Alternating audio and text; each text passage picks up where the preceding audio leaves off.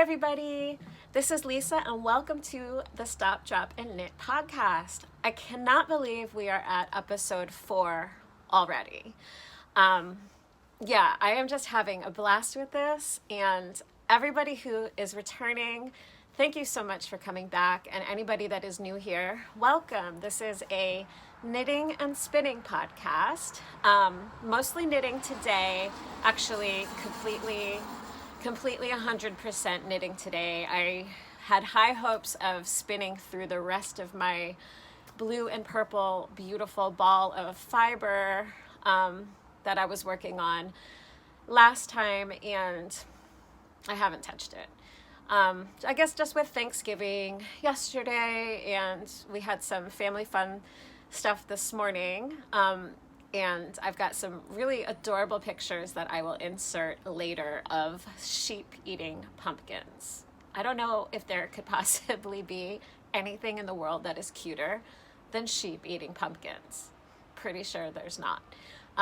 So you've got that to look forward to. And yeah, let's just get right into it. First things first, what am I wearing? I'm sure that probably all of you recognize this little sweater, but if not, this is the Soldotna crop, and this is a pattern by Caitlin Hunter from Boylan Knitworks. And I will stand up and get you guys a better view of her. So I didn't knit it quite as cropped because it would have been about up to here and, you know, boobs. So, but I did knit the cropped version of it, and yeah, I love the colors I chose. So let me show you the yarn that I used for this sweater. Is from Shanna from Lambstrings Yarn, and Shanna is local to me. I think now she lives maybe in Hudson, New York, but when I met her, I think she's originally from Patchogue, which is very close to me here on Long Island. And I came across her at the Long Island Fiber Fest, I think it's called, that they usually have every year in May. And I've been to it twice. They didn't have it, they might have had it in October this past year, like a virtual form of the event. But last May, obviously, it was canceled due to COVID, but I did go the previous 2 years, so 2018 and 2019. And I met Shanna at the 2018 one and purchased some amazing sock yarn of hers and her like tra-la-la sock, and I think I got like the 90s colorway, and it was awesome. And then last year, when I went back at the 2019 one, I knew that I wanted to buy more yarn from her because she just has a really awesome sense of color. And so I did. And so I knew that I wanted to make the Soldotna, so she helped me pick out colors that would go together. Yeah, so let's go over the colors and what I have left. So this is all that I have left of the purple, which obviously my favorite color. So there's no surprise that I gravitated toward this really gorgeous deep purple. And the name of this one is Voodoo, and this is her Utopia DK base, and then this is what her logo looks like there, Lambstrings Yarns. And so this is 100% superwash merino. Well, so this is all that I had left of this one. And then the lightest color here is this beautiful one, and this is called Pavement. And this one is like a really light gray with bits of gold and bits of purple. So this one obviously goes really well with this one because it's like the same bits of purple are splashed in there, speckled in there, I guess is what you say. And then this color is the one that was really out of my comfort zone. And this one it's kind of, it's like a moss. I think it's called mossy. Let me look at it. Yeah, so this one is mossy, and that's the name of the color. And I don't know, it's like a mossy green. It's like, I don't know how much you can see the yellow, but it's not a golden yellow. It's like a brownish, greenish yellow. I'm trying to hold it up here. I want to kind of get that bright green out of it. So it's kind of like a yellowish, greenish, brownish, and it's kind of murky, and I really like that. So when Shannon and I were discussing what colors, you know, we figured, since this was the one that I was the least comfortable with, that was the most outside of my comfort zone, we just included it on this little pattern here, and it's amazing. I don't know, I actually really like it. And then the main body of the sweater is this one here, which is totally my color. It's like those jewel toned colors, but with a darker, murkier kind of twist to it, I think. It's just, there's so many beautiful colors in here. So pretty. Yeah, so I needed to buy, I think this one is called Raku, is the name of this one. It's R-A-K-U. I'm not really sure how to pronounce it. But I ended up having this much left of this color and a lot of the mossy one. And then these. So the one that I have the least left of is the purple. I think the only one I had to buy 2 skeins of was this one. And this is gonna be enough, at least in these 3 colors, for me to make something else. And I have no idea what I'm gonna make. I have had this done for over a year, and I haven't made anything else yet.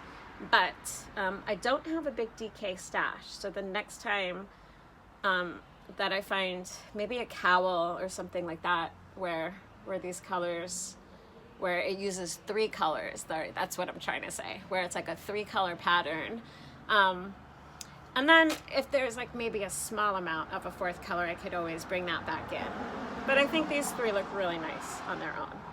So I highly recommend Shanna's yarn, Lambstrings yarn. I did also, in that same trip, I also purchased singles from her that I knit the Tanya top, also Boylan Knitworks, Caitlin Hunter pattern. So I used her yarn for both of those. Oh, the mailman's here. And yeah, I was thrilled with how both garments, it's the mailman.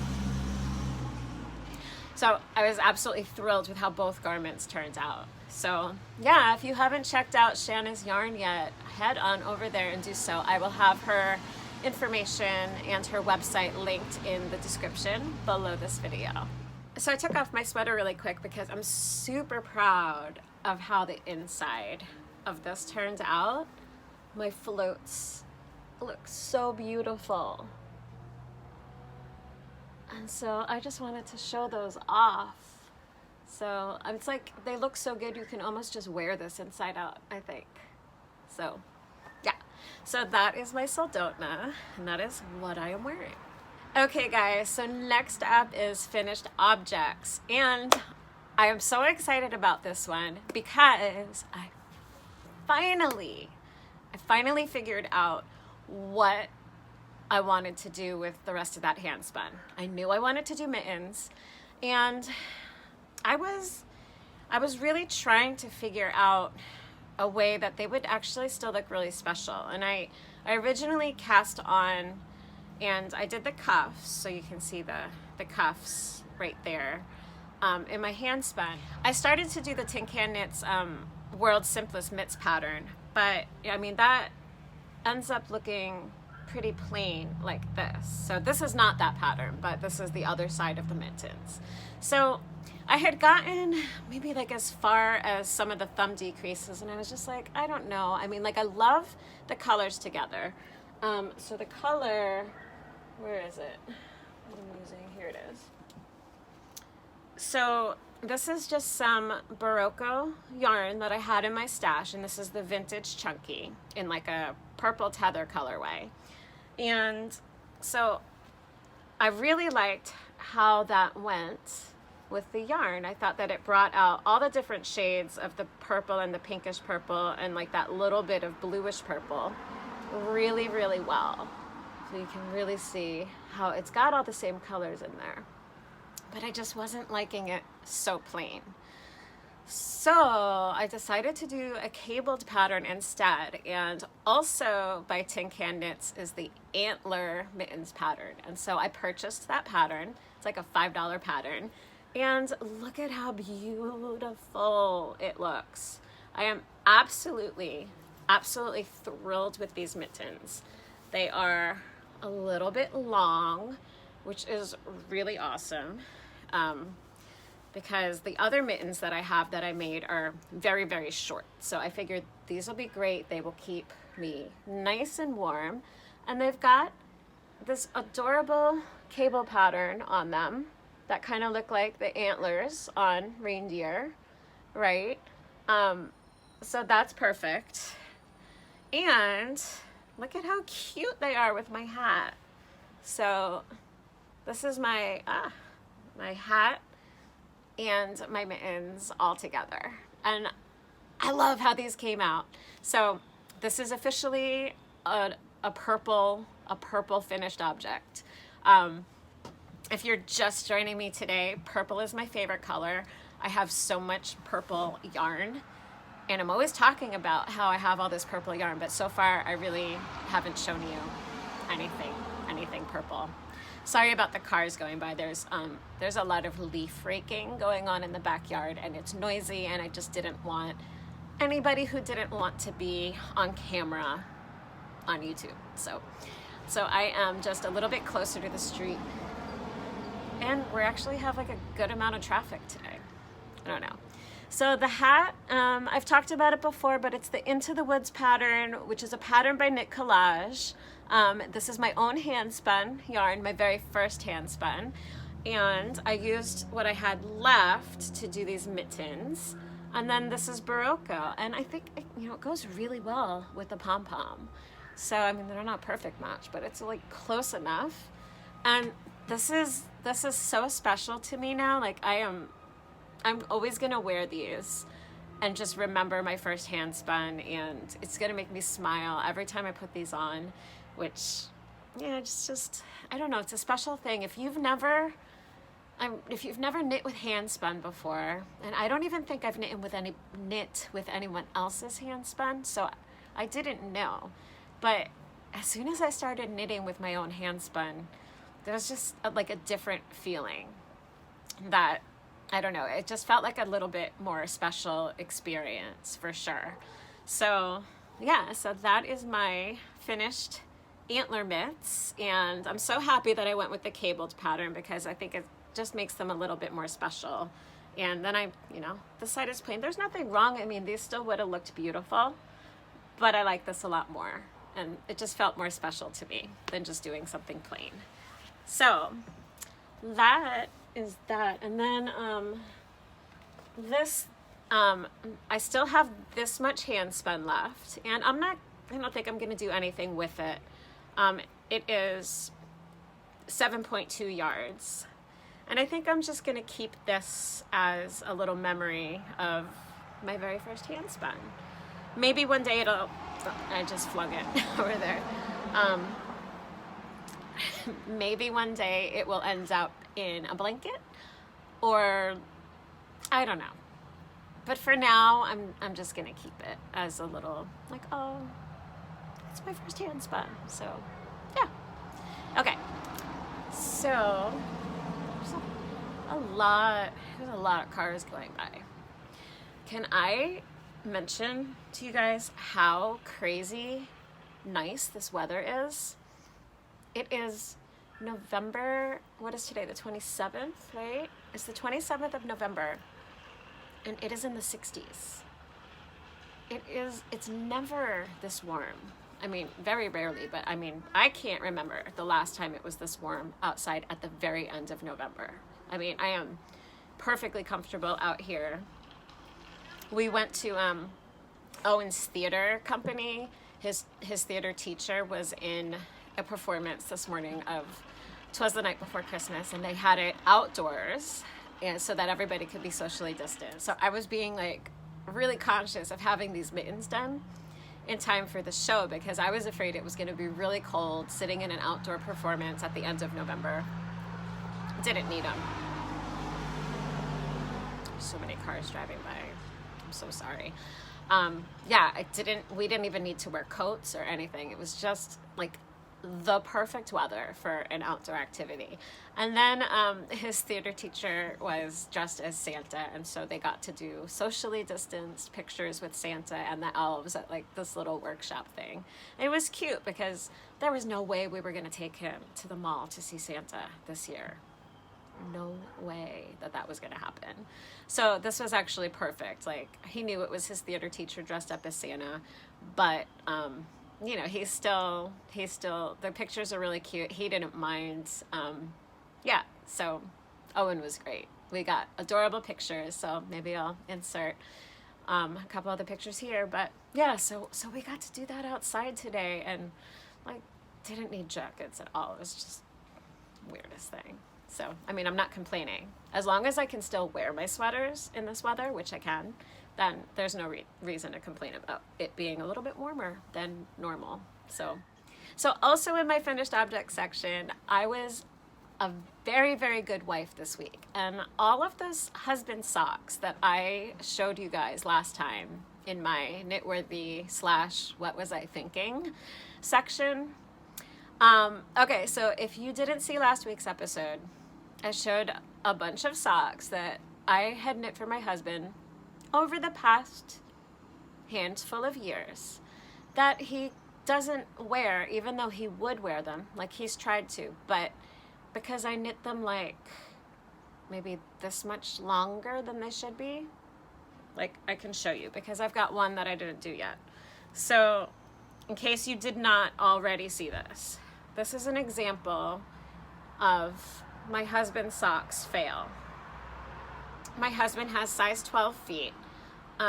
But as you can see, I thought, even though I thought that I measured way too long, these are just way longer, way, way, way longer than they needed to be. And I mean, he's got such big feet, size 12, and that's not a joke if you're knitting on these like teeny tiny needles. So I've been telling him I'm gonna fix them all. He's had 3 pairs of socks sitting on the couch in the basement where I knit for over a year, just waiting. So this week, after I showed them to you guys on the podcast last time, I said, all right, I should like really get down and just do this and just get it done. Do you know that it wasn't that big a deal? It really, why did I let this take so long? Because I've got 2 pairs of finished socks done for him now. Now I'm gonna wash these because they've just been sitting around. But I fixed, so one of these was the right size, because I think one of these I fixed last year, but that was it. And they needed the other one to match. So now he's got these socks all fixed, and he tried them on, and hallelujah, they fit. Thank goodness. So now I've got like a little bit of yarn left over. So I don't know the name of this. It was one of those Schopel Zauberball yarns that is like the crazy, they obviously like have all these colors in them, but you get what you're gonna get. I love them. I love them all mismatched. So I fixed those. And then I also fixed the other one of these. And I actually just did the Kitchener stitch right before I started this podcast. So these are freshly off the needles. Thank goodness. And so I did 3 socks because both of those had to be done. It was one of these blue ones that I fixed, the shorter one. That was the only one that I had done. So I fixed 3 socks. I fixed both of these socks and one of these this week. So 3 socks. And it only took maybe 3 hours altogether. So the hardest part was ripping them back because these had all gone through the machine.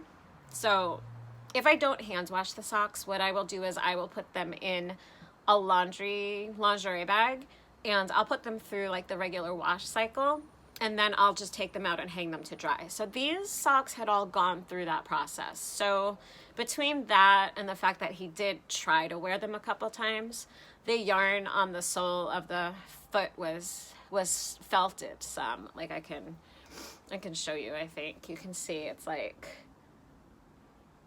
so this is all freshly knit up here. It's not felted at all. But you see down here, it's all felted a little bit just from, you know, normal wear and wash.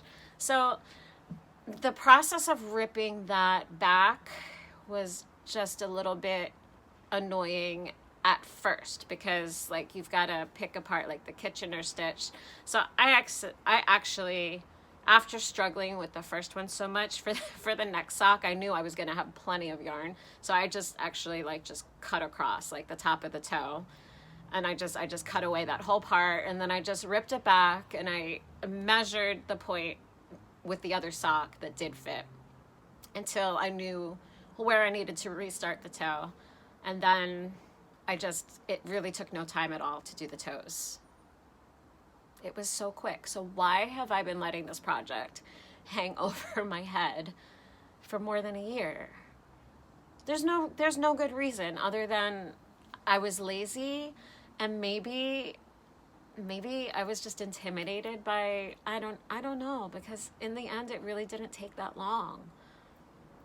So now all I have to do, so now he has 5 socks that fit.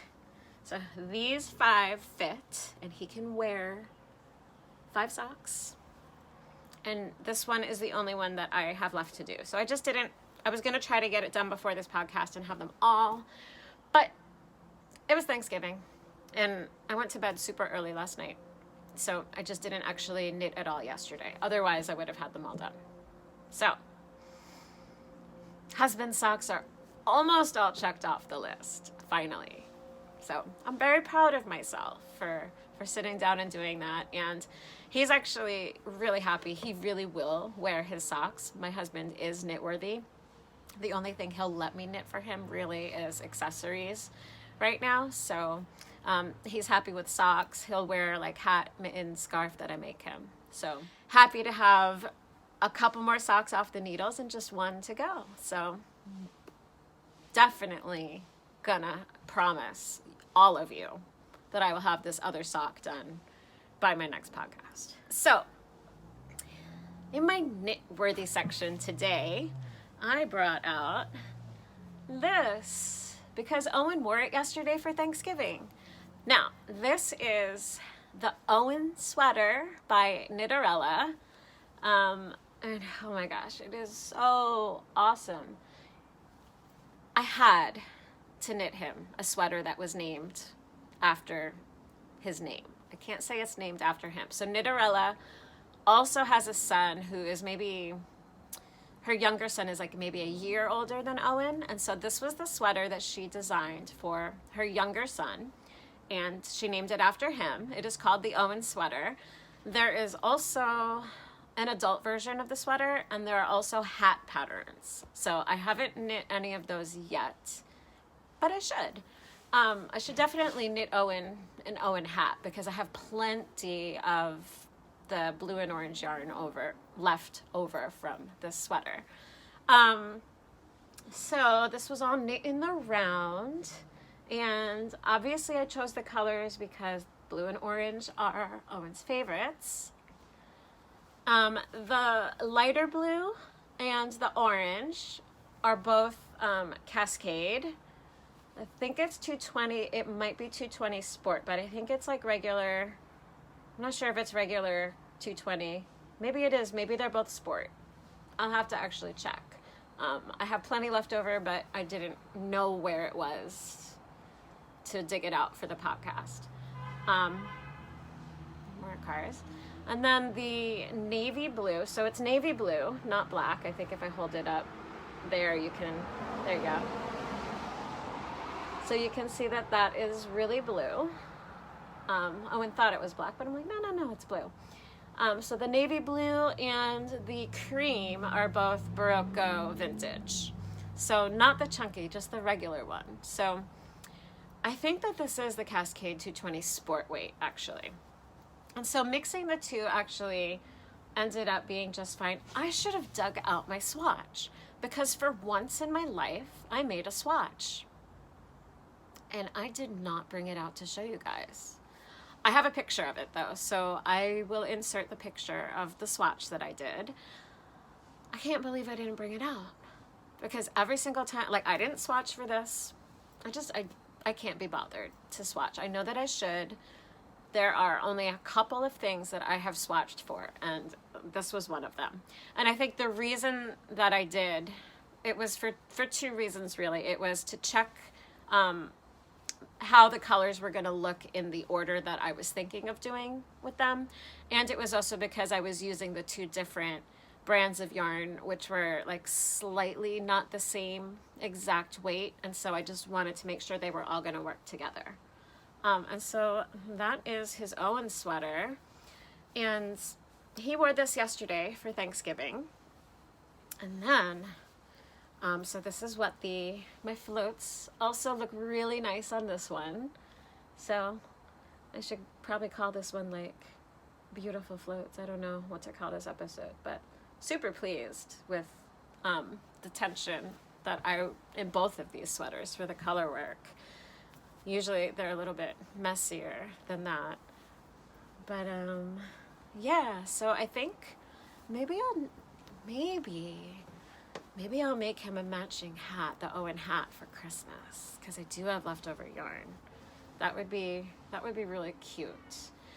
So then this morning, so last week I showed you the Martin Stories Newt sweater that I knit for him last week. He pulled that out this morning to wear to go see Santa today. And it was so cute because he had on like his red Santa hat, and the newt on the sweater is red, and it was perfect. And that might be the first time that he just on his own pulled out a sweater that I made for him and just on his own wore it. And I was really pleased with that, because he came out in a t-shirt, and my husband was like, oh, okay, you're gonna wear your Grinch t-shirt. He's like, yeah, but I have a sweater I'm gonna put over it. And my ears were like, what? You're gonna grab a sweater? No prompting for me at all. So I was super pleased. So yeah, he really likes that sweater. We went over to my brother's house for Thanksgiving dinner yesterday because they are in our safe little bubble. Owen and his cousins have played together, and they're just like the only people that we have seen. So we went over to their house for dinner, and the first thing my brother said when Owen came was, oh, Owen, that's a really nice sweater. Lisa, did you make that for him? I was like, yeah, I did. So even my brother noticed it and said something. My brother doesn't notice this stuff. So yeah, and people were like, wow, that's a really sharp looking sweater. So I was getting some props for my knitting skills yesterday for Owen here. So that was super exciting. Yeah, so I think at some point I should probably knit myself an Owen sweater in different colors, obviously. And this might be like the sweater pattern. I think this is like a size 5 to 6. So this is the smallest one that you can knit for the kids, I think. I'd have to go back and check. But you know, she's got it sized much bigger too. So yeah, I'm pretty sure that every time like he grows out of an Owen sweater, I'm probably gonna knit him another one, because it's the Owen sweater and he's Owen, and it's just a really, really nice looking pattern. So yeah, so I think that I'll definitely be knitting this one again. Maybe an adult version will come first for me. And then maybe in another year or so, maybe this won't fit him anymore, and I'll just have to knit him another one. And we'll see if his favorite colors are the same then, or if he changes to something different. Hopefully he'll change to something different. I don't mind blue and orange. They're fun colors, but it would just be kind of fun to like knit it in a different colorway. So this next section of Knitworthy kind of needs to also morph into a what in the world was I thinking segment. So I don't often knit for my parents. I haven't really knit anything for my mom because I knit her socks years and years and years ago, and they turned out really nice. The fit might be off a little bit, but she just didn't really seem to care that much. So I haven't really knit her anything. I don't know. She knows how to knit. She actually taught me how to knit. She doesn't do that much knitting anymore. She did when she was my age, probably when she was in college, she knit a bunch. But she's not really a knitter, but she knows how. So maybe, I don't know if this was 2 years ago or if it was maybe 3 Christmases ago, I decided to make her a pair of mittens. So I had this yarn. So I think that this is called Alpaca with a Twist. I think that's the brand, and it's a chunky yarn, and I think it's called like Baby Alpaca or Alpaca Baby. I'll have to look in my Ravelry. But these are my mom's colors, so I'm just trying to get the camera to focus in really well here. It doesn't want to. There we go. So it's like a blue, and then you can see there's like specks of purple in there, but that it's mostly a blue yarn. So my mom is really sensitive to wool and itching, and she can't wear it right against her skin. So this yarn is really, really soft. And so I said, all right, I'm gonna try to knit some mittens using this for her. So I found a pattern that I thought she would like. So these are the bell mittens, and they're very long.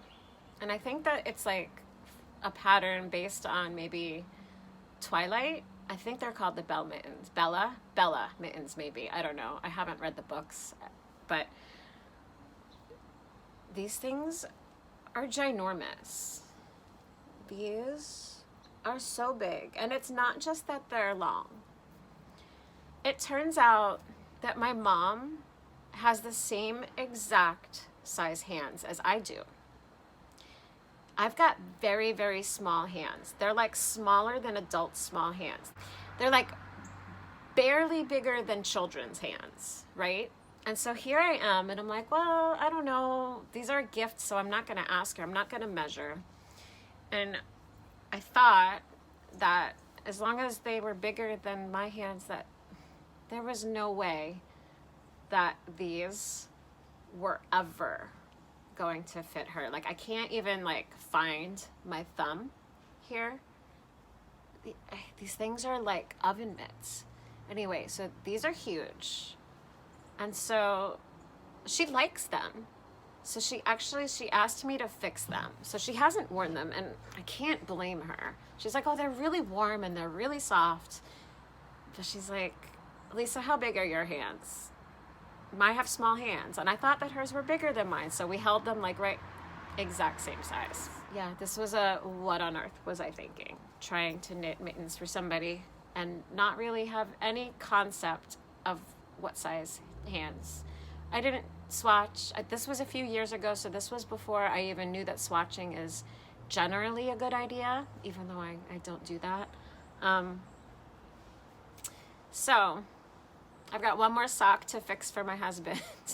And then I'm not even going to just rip these back and fix them. I'm actually going to completely frog these because if you look at, now this is like another, so she's got the same size hands as I do, right? Look at the difference. So this is like the thumb lined up to the thumb.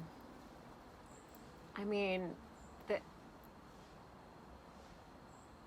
they're not even close. They are not even close. But I was looking at the cable, and the cable pattern is actually just an upside down version of the antler mitts. It's like the same exact stitch pattern. So I'm just gonna knit her the antler mitts and make them match the size because she tried these on and these do fit. So I'm just gonna completely frog these. So the good news is that I think that between frogging these and having yarn left over, because there should be enough, and then also still having this remaining, is that I think I will also have enough to knit her a little hat to go with them. So that's my plan. Whips. Whips, whips, whips. I think I skipped over whips by mistake. So things are a little bit out of order today. Sorry. It's because things are kind of cross. I just kicked my tripod. Sorry. Things are kind of like crossing categories at this point, I feel like. All right. So whips.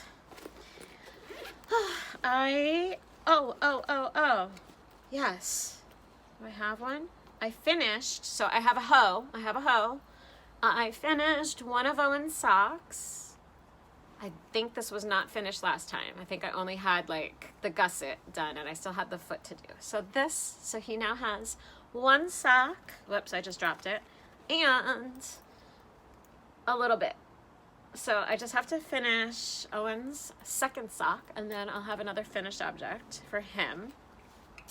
And so again, this is I say this every week since episode 1, but this is Knitterly Things self-striping yarn in the Sleepy Pumpkin Patch colorway. And then the heel is Knitterly Things as well. And it is this fantastically bright orange. And I think it's just called orange. So that is the whip that I still haven't finished. And then I have this. There's another car. So I did put a few more rows. I think I did another half of a pattern repeat on the full circle cowl, and this is a pattern by Andrea Mowry, and this I am knitting with some Patons yarn, but I dyed it myself using red cabbage. So if you are interested at all in seeing the dye process that I did this in, I think it was episode 2 that I talked about this.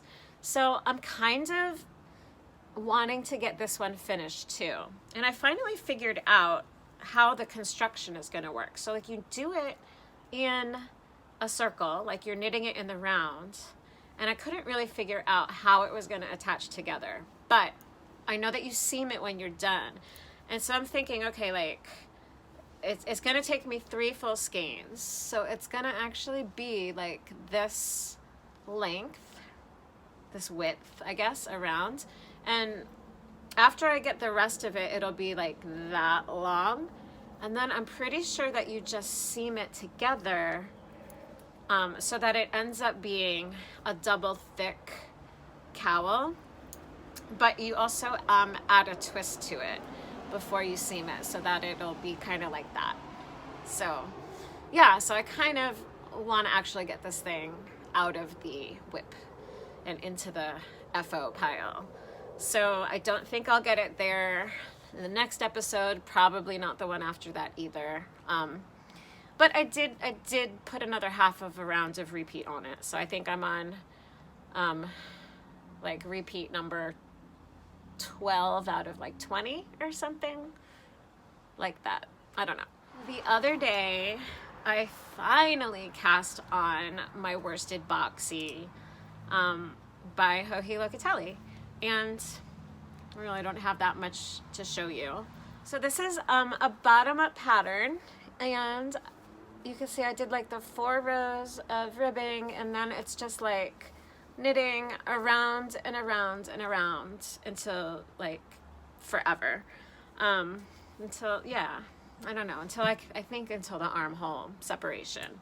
So I am alternating skeins because I am using Malabrigo Rios, and there's definitely inconsistencies between the skeins and, you know, anything that is, you know, kind of varied like this. I definitely didn't want any kind of pooling to happen in this sweater. So every time I go around in a circle, I am definitely switching skeins there. So hopefully next week I will have a whole bunch of more inches put on this and actually feel like I have something to show you. So that is what is on the needles, and the big thing that's on the needles for probably the next couple weeks is going to be the sweater. So yeah, so this is great. I really needed something like really simple. My focus this past week was on just like getting those socks fixed for my husband and just getting those out of my needs to get done pile. Yeah, so I did make good headway with that, and so now I feel like I can really focus on this one a bit. So this actually isn't too far off from the color in this sweater here. So I think between like the mossy yellow and this raku color down here, it's kind of similar, and I love this color, so yay. All right, that's all the knitting stuff I have for you today. Okay, so the only thing that I have left to share with you today is acquisitions. I know I said I wasn't really going to be having too much for acquisitions lately, but and I haven't bought any yarn this week, so I've been good. But like the day after I filmed my last podcast, the newest issue of Pompom arrived at my door. I was so excited. This one, I don't always pre-order this one, and I don't yet subscribe, but I had seen, on Instagram previews of like all the patterns, and this is a colorful issue, and I really like a lot of bright color and colorful knits, and so I just knew right away that this was one that I really wanted to get my hands on, and and I didn't want to wait for it. I just wanted to get it. So what is this called? Like the Fox Thoughts pattern. That's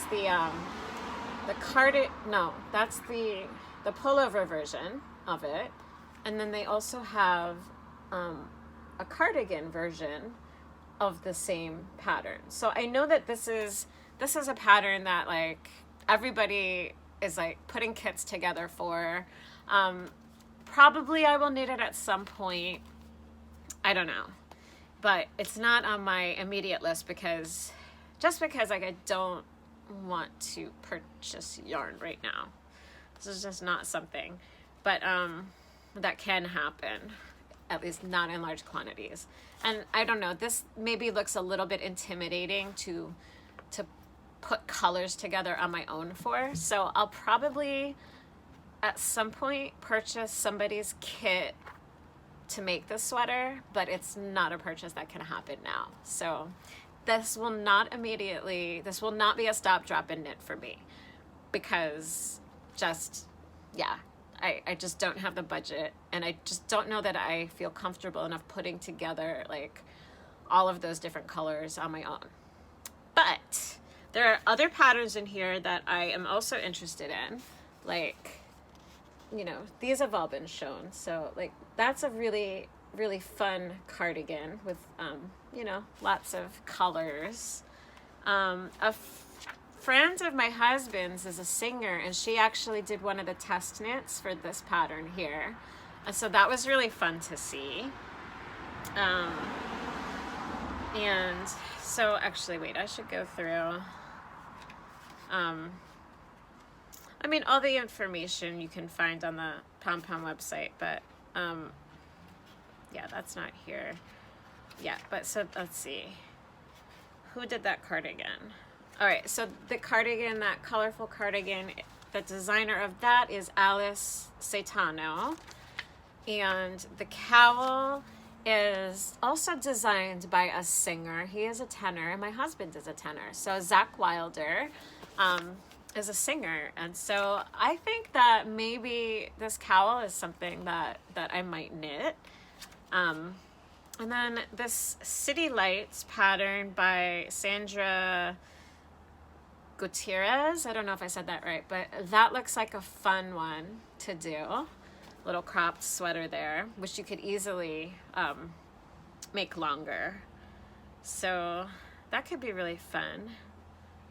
And then there's, yeah, so here's just a couple close-ups of that one there. And I wonder, I don't know if that's a knit or crochet pattern. No idea. I'm gonna have to figure out. I don't know how to crochet. Yeah. Oh, and then, yeah, there's just so many, like there's this sweater, which I thought is also really beautiful. I don't know that I'll knit it, but I like it. And then there's, yeah, cowl, I mean a shawl, I can't talk, a shawl, a couple other, there's another shawl I think I skipped. Yeah, like another shawl there.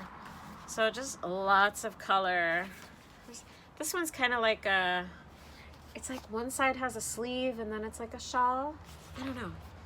So, and then, yeah. So, and then obviously this is the fox. That's one that everybody's been going crazy over. So that's by Berrocco Vintage, Japanese designer. So yeah, there's so many things. Now I feel like I need to know if that one pattern is a crochet pattern. Is it? Probably is. Maybe I'll have to learn how to crochet. City Lights. Oh no, City Lights. Does it say? Oh, it is. It's crochet. Oh man. That's kind of a bummer. I mean, I like it's good that they include crochet patterns, but then I see something that I really want to make and I'm like, oh man, if I want to make that, I'm going to have to like learn how to crochet. So last week when I mentioned that I was going to be getting this issue in the mail, I said that it was Stephen West, and I said I couldn't remember who the other co-editor was of this magazine, and it is Amy from La Bien Amie, and Amy Gill, or Gille, or Gill, Amy Gill, Gill, I don't know how to pronounce her name, but it's the Amy that's from La Bien Amie.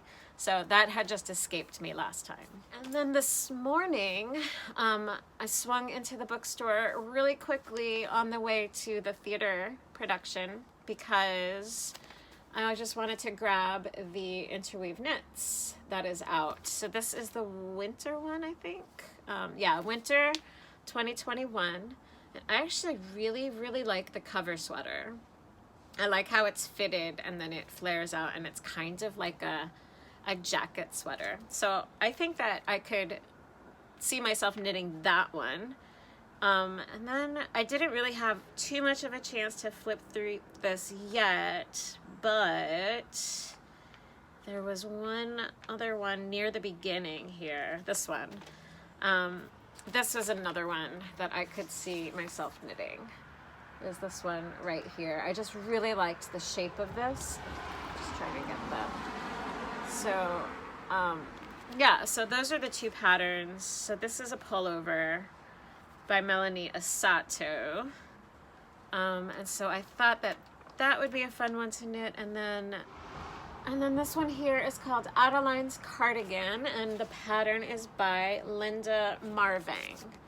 So these are the two that caught my eye just on a quick flip through of the magazine, but I haven't had a chance to flip through and really like read the magazine yet or check anything out in detail. All right, guys, I am just about out of light, and I am also out of things to talk about today. I do not have any spinning.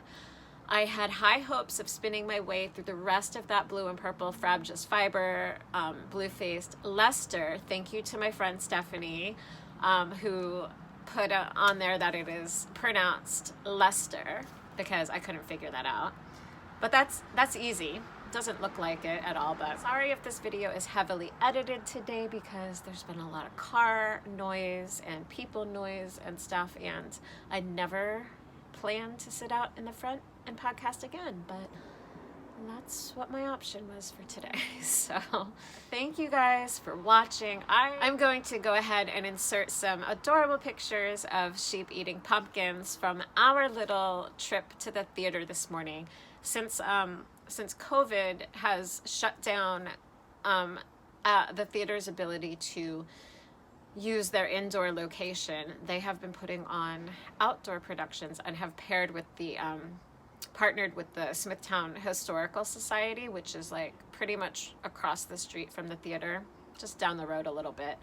And so they have some animals there. They have a pony and chickens and several sheep.